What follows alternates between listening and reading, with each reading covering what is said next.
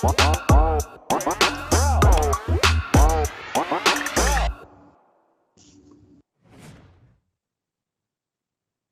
up, beautiful people? Welcome back to another episode of the SBR NBA show. My name is Junior Browne, and I'm joined by, as always, by my good friend Jordan Sharp.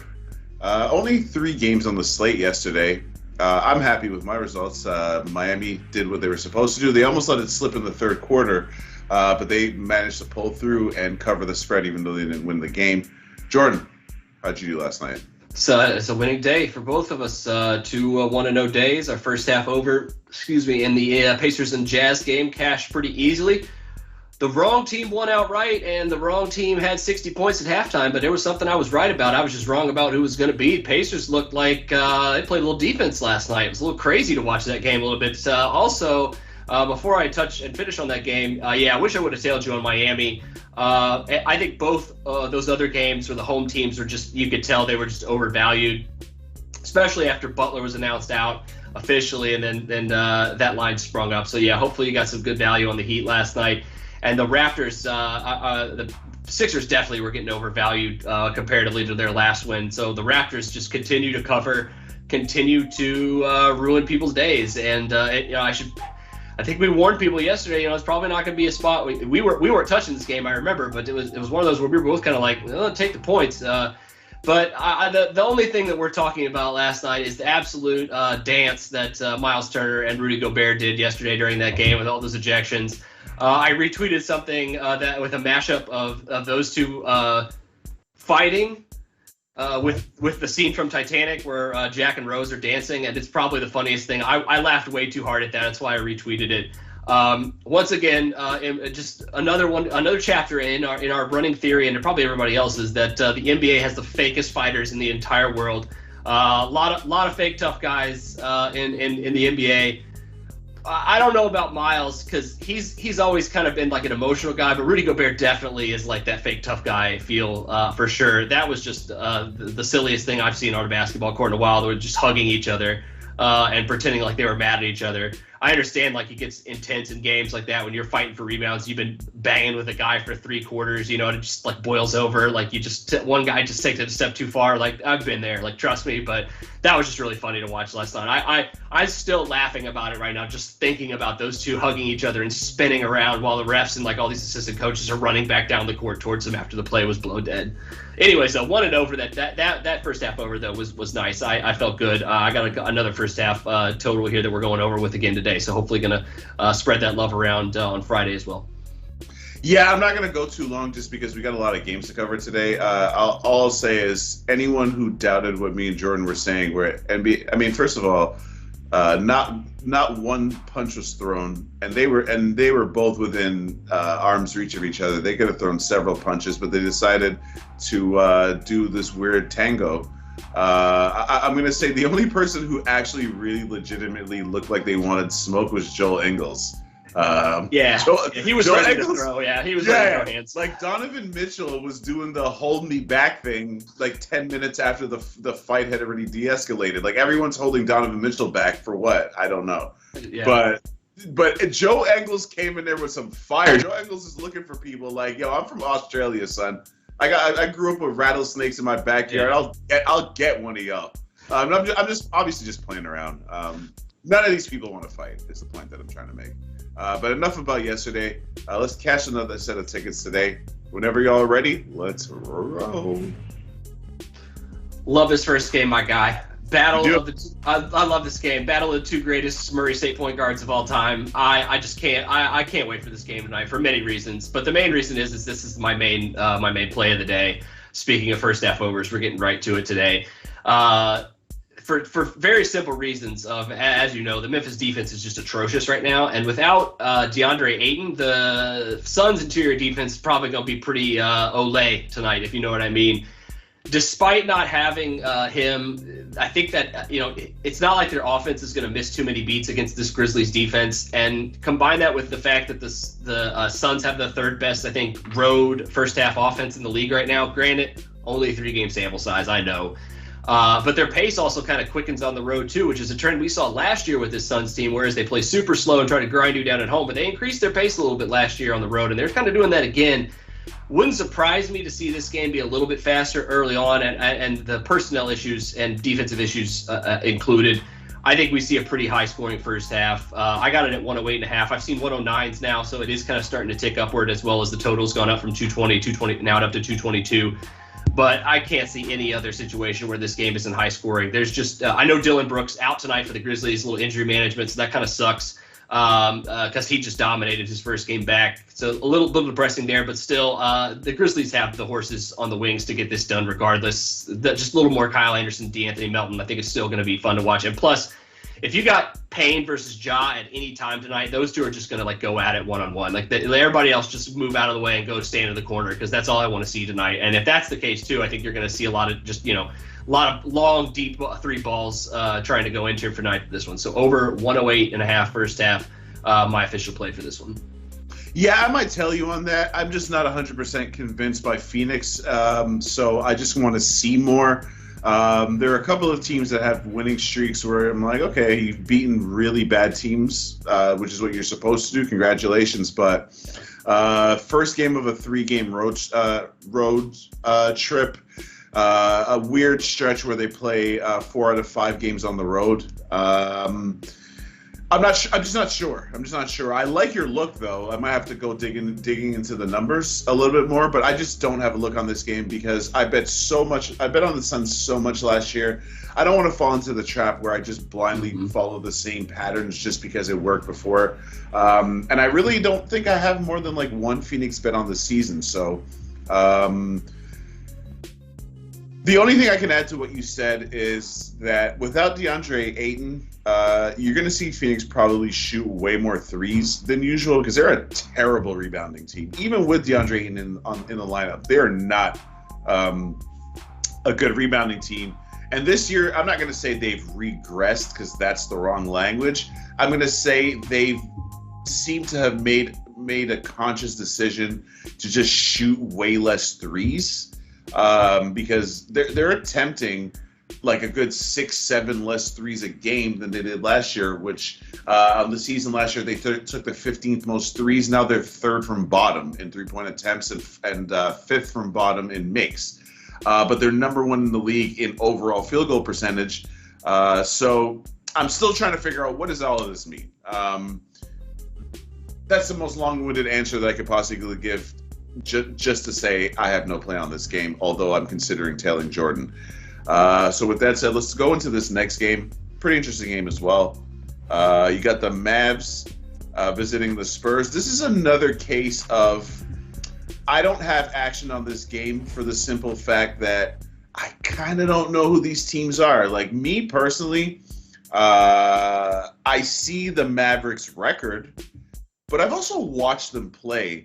Yeah. And they are not convincing. And I'm sorry to be so old school and say, okay, yeah, they're picking up wins, they're getting results, but my eyes tell me, okay, you beat San Antonio barely, you beat Boston barely, you beat a super trash New Orleans Pelicans team who are 1-11, and then you lose by margin at Chicago. Now you got to fly to Texas and play San Antonio. Listen, I'm just not prepared to lay points with the Dallas Mavericks. Now, this number does seem short, but I feel like it's actually a trap.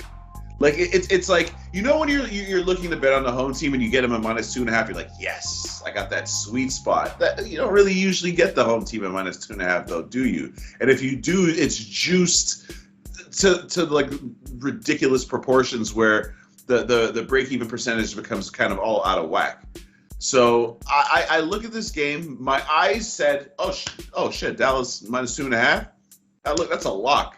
But why is it a lock? What am I basing that on? Am I basing it on name recognition? I'm saying all of this to say I'm not really basing it on anything other than I think the Spurs suck. But am I convinced that Dallas doesn't suck either? Not really. So it's a stay away for me. I am interested to hear what you have to say about this total, though.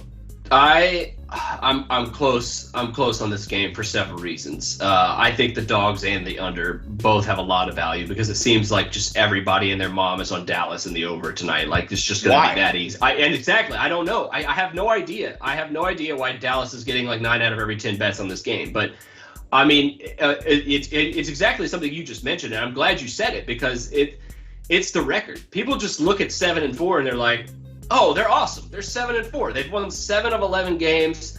They're winning. They're winning over 2/3 of their games. They have to be a lock, right? They're the only team with a winning record right now, I believe. I'm just going to double check this because I was looking at something before the show. Other than the Lakers and the Mavs are the only 2 teams with winning records that have negative net ratings. I mean, like, you're right. Like, they've just gotten a little bit lucky, and the Lakers are at least like defending a little bit better occasionally here. But those 2 teams are kind of similar in the fact that they're both overrated because their offense has been underperforming this year. If you're Dallas sitting there, I mean, like, yeah, you probably could have easily been at 5-6 or 4-7 as opposed to 7-4. Like, and this is the kind of game that's going to test that resolve because. And this is the one thing I get back to. The one thing that's keeping this a lean to me right now and not like a play is because Jakob Poeltl's still out, and he would be a big factor in me betting the Spurs in the under here. Like, I just can't.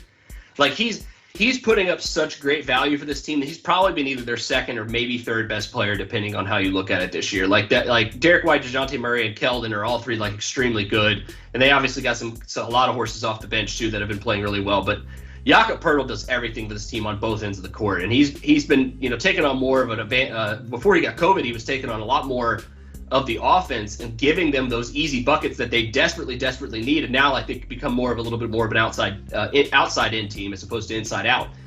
But their defense is stacked regardless. They've been, and that's the one thing that surprised me the most about him being out is they've actually been playing pretty good defense here. So I mean, kind of talking myself into the under here at this point because I do think that these 2 teams having played one another already, I think they can match up very well against one another even without Poeltl. Like the problem is if the Mavs start draining those threes on the road here, that would completely throw everything off. But I don't know if the other thing that I don't know is if who's going to lead in the pace in the style that we play this game. Are we going to play through the Spurs pace, which is going to be quicker, or are the Mavs going to grab hold of this game and force them to kind of grind it down and play a little bit more of a half-court style? There's a little bit too much unknown. The Poeltl factor kind of scaring me off a little bit here, but I'd still lean Spurs. Like, I think the Spurs in the under probably would have the value in this game and probably will cash. I just don't know if I'm going to get my money on it tonight.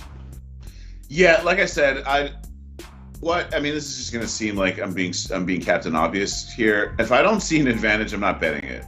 It's just I don't need to have action just for the sake of having action. And I look at this game. And if gun to my head, I'm taking the points with the Spurs.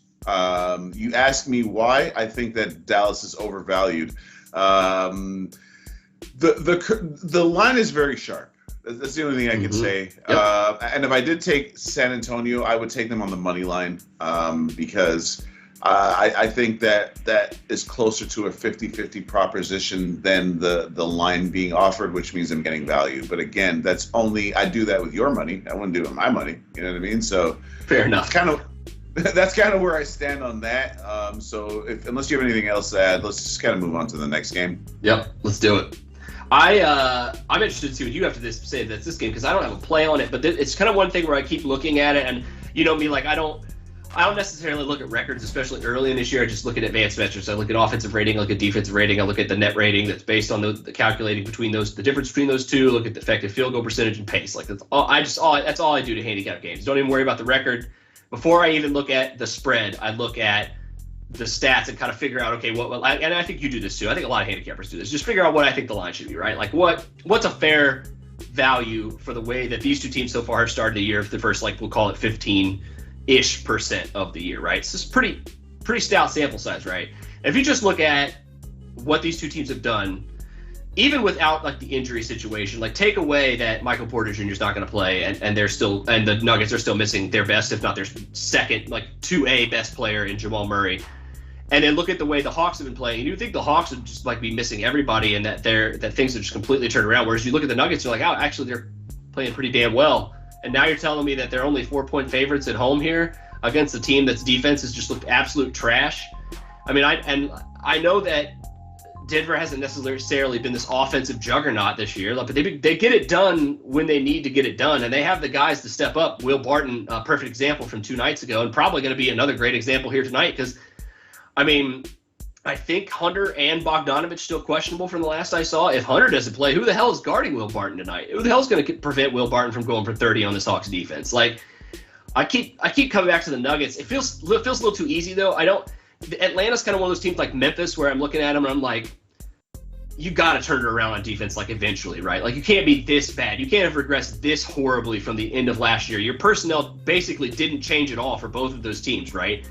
And you can't be this bad. Like there has to be some sort of course correction here eventually to get Atlanta's defense or even the Grizzlies defense or a couple other teams that have just not been playing very well up to par defensively from where we're used to at least seeing them. But until then, man, like I don't see Atlanta slowing down this Denver offense tonight. I mean, yeah, I think they still have a lot of guys, Nikola Jokic included, that I mean, I think is going to get Clint Capella a ton of trouble tonight. So strong lean towards the Nuggets here. Probably going to lay off the total here. 214.5 just seems like a pretty correct number for this game if it's a pace down game, which it should be. So lean Nuggets, haven't gotten there though. What do you think? I'm taking the under 214.5 because I don't believe that the Atlanta Hawks are in a good place mentally. I think that they were riding a massive high, with what they accomplished last season. And I think this road trip, which has been, I mean, Phoenix, Golden State, Utah, and Denver is just as brutal as it can possibly get, to be honest with you. Now, they've been off since Tuesday. Not really sure what to make of that. We've seen rest kind of not work in teams' favors.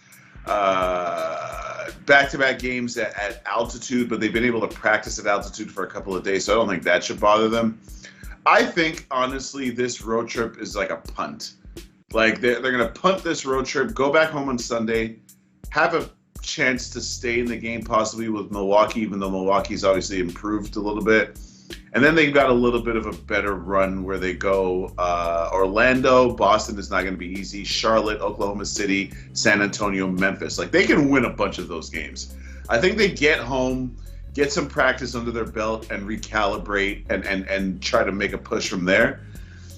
The way that Denver's playing defense right now, and the way that the Hawks offense looks so like one-dimensional, so like devoid of ideas, I just don't. I swear to God, I don't even think Atlanta's going to score 100 points in this game. I mean, Denver doesn't even want to score 100 points. Let's just start with that. Yeah, right. They're going to grind this game down to a halt and play and just throw everything into Jokic and just get fouls and go to the free throw line. Yeah. Oh yeah.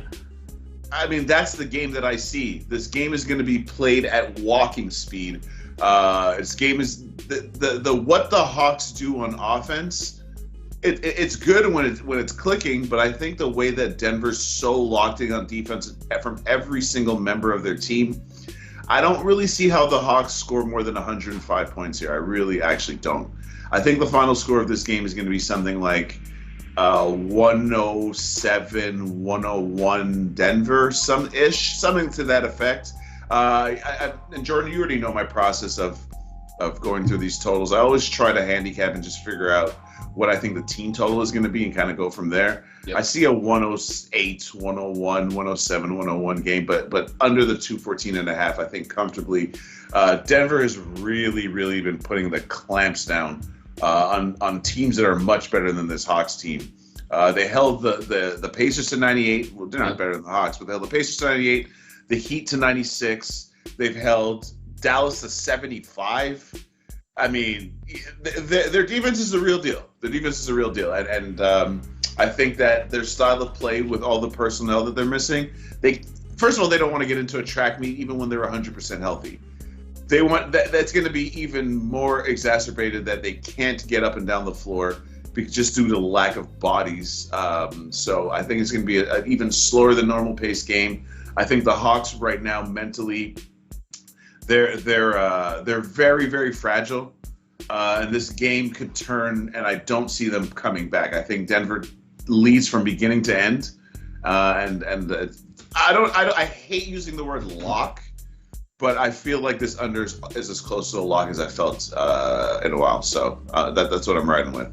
I like it a lot more if Bogdanovich is out too. If Hunter plays, that helps it, I think. But also like that, because that's going to keep young Red Kevin Huerter off the court, who can light it up again. I guess against anybody. That dude's just invincible. But yeah, I like your play on that too, because it seems very similar. You mentioned the Pacers, like it seems very similar to that game 2 nights ago where they held them under 100 points. I mean, yeah, the Hawks are better than the Pacers, but like how much? Like maybe a couple points, maybe. Yeah, not that many points. Not that many. Yeah, exactly.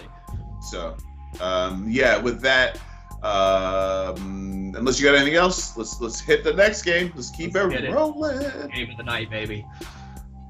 I'm ready for this one too. This is if Grizzlies Suns is the appetizers, this is the main course. But of course, we couldn't have just a completely fun game, right? We had to have something that just threw a wrench into this one. And, of course, that dropped yesterday. Nikola Vucevic, health and safety protocols, out for the next 10 days. And, of course, he's out for tonight. That does a lot of things to this game. But am I crazy that just maybe, that the books are overreacting just a little bit? Like, just a slight overreaction here. Oh, you're not crazy. Because I'm going to go back to my advanced stats. I hate to, harp on the nerd stuff here, but so far this season, 15% of the year, the Bulls have been 10 points better offensively with Vucevic off the court. That's just a fact. And if you go to my guy, Tony Bradley, who we also share a birthday, by the way, so shout out to Tony Bradley. They've been really good defensively with him on the court. And now you're going to get a lot of Tony Bradley tonight. Probably a little of my guy, Alize Johnson, too, who's no slouch, but he's just small. He's a big dude, but he's like 6'8" at most. Am I crazy here to want to take the points? I understand people are probably looking at this Vucevic is out, lay the 5.5, easy money, lock it in. And I'm over here this is me not even speaking as a Bulls fan. I completely have learned over the years how to turn that off and just look at this game objectively. And it's just I got everybody saying, Vucevic is out, lay the 5.5, boom. And there's a reason why this line hasn't moved, y'all. If everybody and their mom is putting money on the Warriors and the line's not moved, that probably should tell you that there's also some people saying that 5.5 seems pretty good with a very good Chicago Bulls team that may be even better defensively tonight. I'm leaning towards the under in the Bulls, man. Another one where I'm so close. If this line even flinches towards 6, I'm probably going to take the points because it's just too many. It's too many for a Warriors team who's very good defensively, and I also think the under may be even just as good with that. But a Warriors team is still going to play defense, but doesn't necessarily have the ability to take advantage of the Bulls' lack of size here. They tend to play a little smaller as well. So I feel a little crazy, man. Talk me off the ledge here if you think I'm a little too crazy here for liking the Bulls here, because I know you probably think the under may have some value too. The only thing I'm worried about that is just Steph Curry going nuts, or Poole or somebody going crazy. But once again, Bulls have the guys to throw at them. The Bulls have solid defenders. So I that everything kind of lean in towards the Bulls in the under here. Haven't gotten there. Real close, though. Real close on this one. I love every single thing you just said. One of the good things about I was a little late today, had some family stuff to deal with at the hospital, so Jordan hasn't seen my pick, so he doesn't know that I have the Bulls +6. Let's go. And the reason I have the Bulls +6 is, number one, the Vooch on-off stats. Jordan put me onto a website where you can see on-off stats very, very clearly, and that's really helped me out in some of my handicapping, so I appreciate you on that, Jordan. But even without access to that information, again, watching games, I hate to sound like a broken record, watching games lets you know that Vooch is not right. He's not right. And when the Bulls don't have him on the court, here's what happens, okay? Teams, as a team, or even myself, okay, so I coach kids, right? When one of my better players is struggling, I'll try to run a couple plays for him, but I don't want the rest of the team to not play in the natural flow of the game and be force-feeding one guy. You can tell that Billy Donovan is very acutely aware, I got to get Vooch going. I got to get him going. And you can tell the rest of the players are aware. And one thing about Zach LaVine doesn't get enough credit for his unselfishness, because before, when he first came to the Bulls, I heard a lot of experts, and I say that with a grain of salt because they don't risk a dime on their opinion, talking about, Zach LaVine is super selfish. He's not a team guy. He's a me-first guy. Son, did you guys see any of his teammates? Did you look at the roster that he came onto? Who's he passing the ball to? Yeah, exactly. He had like a 38% usage rate last year before Vucevic got there. First of all. Second of all, he came from a situation where he was clearly the third fiddle in Minnesota behind Cat and behind Andrew Wiggins. So now he gets to go to his own team in a major market and ball out. That's what he did. Like, he knew that him giving his best was still never going to be good enough. So did he play selfish at times? Probably. Was his team going to win regardless of how he played? No. I give Zach LaVine full props that he's allowed DeMar DeRozan to come in and share the shots with him. Like, DeMar DeRozan takes more shots per game than Zach LaVine. And I think he should, too. Yeah, I think he should. I think it's because at Exhibit A, it's working the fuck out. Thank you. So the fact that Zach LaVine has shown enough maturity, not to say to take a step back, but to just let, be like, yo, ride with me, bro. We're stronger together. So you're a vet, DeMar DeRozan, you know what I'm saying? And Zach LaVine's a West Coast guy, so he obviously probably knows LaVine just outside of just normal NBA circles because, DeMar DeRozan's a Compton guy. He plays in the Drew League. Zach LaVine is from like Oregon. He's from like Portland or something. These guys are West Coast guys. You know that they've played with each other outside the season, probably worked out together, probably have some sort of relationship. What I'm trying to say is Zach LaVine probably kind of looks up to DeMar DeRozan to some extent, right? Because DeMar DeRozan is like a full generation ahead of Zach LaVine. So Zach LaVine has had enough common sense to kind of allow DeMar DeRozan to ride with him. But now they got Vooch, who's always had his own team, and Vooch is shooting like 38% from the field. Like, he's not playing well at all, but what I appreciate about Vooch, which is why the Bulls are a successful team so far, even despite his offensive struggles, he's grabbing like 10 boards a game and getting like 4.5 assists a game. So he's still doing other things. He's still showing you his value. He's not just a guy, I'm not getting shots, so I'm gonna pout and not contribute. He still contributes. Here's why I like the Bulls tonight. I feel like without that weight of we gotta force feed Vooch, Zach LaVine and DeMar DeRozan can just play. They can just be loose and just go out there and take 25 shots each. And I think that that's going to be successful against this Warriors team. Because here's the other secret, and I'm surprised Jordan didn't mention it, because he's the numbers guy. Yeah, the Warriors are the best defense in the league.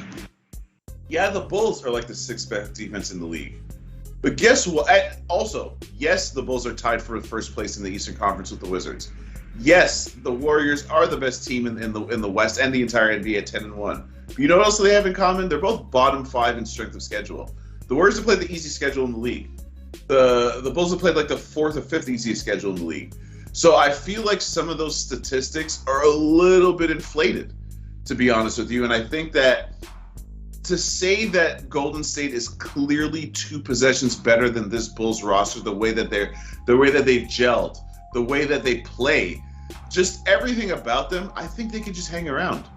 I really believe that. And also, they have a guy, nobody can guard Steph Curry, so let's just be clear. Lonzo Ball could goddamn stay in front of him, though. Yeah. Lonzo Ball is a legit on-ball defender. Matter of fact, Alex Caruso is pretty legit too on defense. If you're just being unbiased, because I don't buy into the Caruso hype. I understand why he gets hype, because he does things where you're like, this guy doesn't look like he can do what he does, so it gets fans hype. I get it. Trust me, I don't hate on Caruso, but Caruso is showing us that now that he's not in LA, that he's like been the best defensive player on ball on their team right now. Yo, Caruso is putting the clamps on people defensively. You know how I know that? Because I fucking watch games. That's how I know that. So the combination of Caruso and Lonzo Ball, not giving Steph a hard time, but making him work, making him have to work to get points. Plus, on the flip side, who in the Warriors is clamping LaVine? Who's on the Warriors clamping DeMar DeRozan? I mean, they got guys that can stay with them, but I don't know. And my final point, the other reason why I'm riding with the Bulls +6, Draymond Green has a thigh problem. I don't know if he's going to play. Yeah, I don't know if he's going to sit out. But he has a thigh problem. He is not 100% healthy. So that, to me, cancels out the Vucevic injury and will force the Warriors to play not a different style, but he is their main playmaker. He's the number one playmaker on the team. So I expect more one-on-one Steph, more hero ball Steph, which kind of plays into the Bulls' hands. Because the Warriors' offense is good because of the sets they run. They run this like split action where they run, they give it to Draymond Green in the high post, and their wings either split, backed, or cut. And Draymond Green is such an elite passer that their offense looks great. Without him, it's a different offense. It's not the same. So I say all of that to say, Bulls. I'm riding with you, man. I gotta ride with you. You talked me into it. I completely forgot that Draymond was questionable too for this game. That just completely talked me into it. I'm rolling with my guy Junior. Let's see. I'm gonna shop around a little bit, see if I can't find a 6. I see a lot of 5.5, so I want to see that 6. We got one more game. We gotta wrap this up quick. I do have a pick on this game, but I'm definitely tailing Junior on the Bulls tonight. Hard to fade the Warriors, but I think tonight's the night. This next game, I have the under. Wolves, Lakers. Yes, I know. I understand that 2 days ago, or I think, it's 2 days ago, that I was sitting here in this exact chair, in this exact room, telling you that the Wolves defense was regressing back to the mean, right? I saw it. I've seen it. I've watched it. But I'm also thinking that tonight may change that. Because you know what really gets young players hyped? Going into play the Los Angeles Lakers and beating them. You know the only way they're going to win this game, Junior? What's the only way they're going to win this game? Is they defend. It doesn't matter what they do on offense. This Lakers team is not very good on offense. They can win this game by defending. And if they do that, if they're hyped up tonight, because as we talked about, it's like disclaimer, it should be a lower third on the bottom of the show. Defense is 80% effort. And if they're hyped up tonight to play the Lakers, even without LeBron, doesn't matter. This young team, I think, is going to defend enough to get the under here to cash at 223. One, the Lakers' defense is good. We already know this.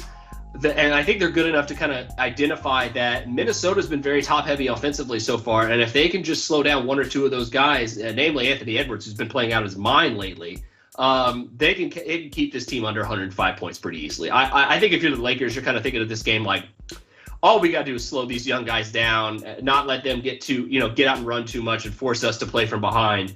We grind this game down to a halt. This game's going to be like 108, 104 at the end of it or something like that. I really can't see this game being that high scoring. I'm kind of little surprised that this is 223. What, the highest or second highest?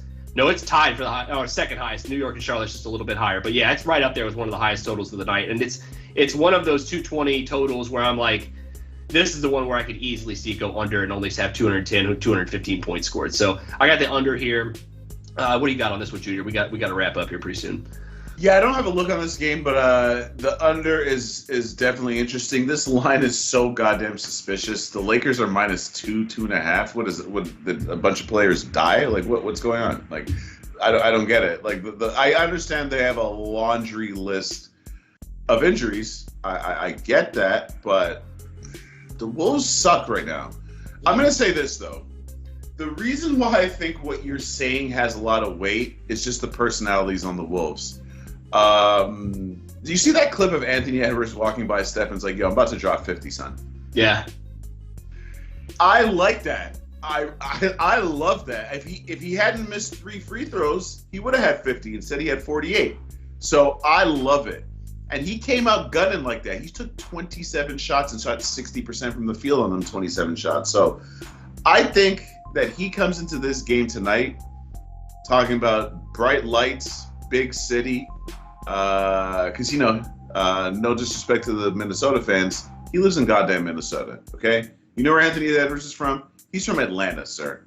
Okay, so when he goes to L.A., he's going to be feeling the weather. He's going to be feeling the camera. You know Anthony Edwards never seen a camera he doesn't like. Yes. Loves the interviews. But I like him, though, because I think that he has, like, that right demeanor. Because here's the thing. The reason why I think the Wolves are a bunch of soft-ass, don't let me finish that sentence, in that game against Golden State, and Karl-Anthony Towns had no free throws. None. D'Angelo Russell had no free throws. How is that even possible? The 2 best players on your team are so soft, they didn't even get to the line a single solitary time in a game where you guys scored 110 points. These guys are garbage. Bro, I real quick before you, I'm sorry to interrupt you, but like that, I was one point that I forgot to make real quick that I like if Karl Anthony Towns is a man, like he will want to go at Anthony Davis tonight on both ends of the court. Like these two guys, the Kentucky guys, like this has got to be like his moment, right? If they're going to win this game, like he's got to stick it to him on both ends of the court, get him in foul trouble on one end, or just defend the hell out of him on the other end. Like you're right. Like it just feels like that game where the Wolves are just going to come to play. It's like it's not enough for me to take the points. It's definitely enough for me to believe that defense we saw in the first 5 games though is going to come back because that's all they need tonight is just effort tonight to play defense. All I'm going to say, because we've gone way over our normal time here, I think Karl Anthony Towns comes to play because of the personal matchup with Anthony Davis. You know these guys that work out together and are from they're only a couple of years apart, so they literally would have worked out together. Probably Karl Anthony Towns was getting recruited while Anthony Davis was at Kentucky, so these guys know each other very well. There's no doubt about that. Also, D'Angelo Russell revenge game. You're not going to tell me D'Angelo Russell's not coming into this game looking to stick it to the Lakers, because of course he is. That's his personality, and why shouldn't he? Yeah, he was a sucker for snitching on Nick Young, Swaggy P, remember him? Yes. But the reality is that wasn't enough to get rid of him, and then Magic started shitting on him, talking about he's not a real leader and all that. Shut the F up, bro. Like, D'Angelo Russell is not a superstar, but he's definitely not a bad basketball player. So I hope D'Angelo Russell goes in there and puts up a 40-piece. But it's not enough for me to bet on it. But I do like your look, because I do think that the only chance that the Wolves have of even sticking around here is to clamp up on defense. So with that said, let's review our picks and get y'all out of here, please. Yes, sir. I don't think we have the graphic today, but I got the under 224 in this Wolves and Lakers game. I think it's a 223.5. So not terrible movement there so far. Give me the over first half 108.5 in the Grizz and the Suns tonight. I'm telling you, man, it's happening. As soon as we get off the show, Bulls, Bulls, Bulls, Bulls, Bulls. Yeah, so we don't have the graphic because of me. Like I said, I was dealing with a bit of a personal issue. However, as long as your ears work and you got a pen and paper, if you're old school, or you can just type it out, Bulls, Bulls, Bulls, +6. And I've got the under in the Nuggets, Hawks. I think that the Hawks are in a lot of trouble. I think Nate McMillan has been an okay coach. Last year seemed kind of wild the way that he made them improve so much. Not saying he's not capable of repeating that, but the clock about to strike 12 on these boys if they don't get it into gear soon. That's it for us here. Thank you for joining us. Please like, share, subscribe. Make sure you check out bookmakerreview.com for all the latest articles. My name is Junior Browne. That's my guy Jordan, as always. See you guys same time, same place on Monday. Enjoy your weekend, fellas and ladies.